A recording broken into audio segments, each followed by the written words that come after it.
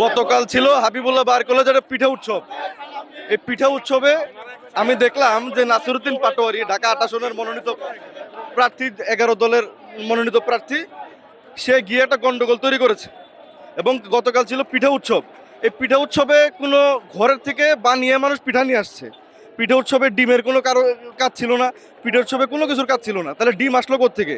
তো এটা পরবর্তীতে আমরা জানতে পারলাম এবং শুনতে পারলাম যে ডিম তারা পকেটে করে নিয়ে এসে নিজেদের গায়ে নিক্ষেপ করে তারা ফুটেজের জন্য, সিম্পেথির জন্য এই কাজগুলো করেছে।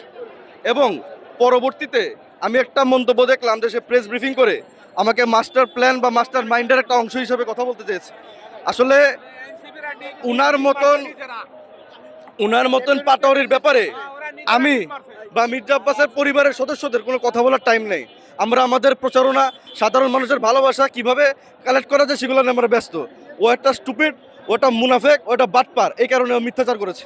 ওনারা রাজনীতি করছে জীবনের ওদের প্রথম নির্বাচন। মির্জা আব্বাসের এটা প্রথম নির্বাচন না।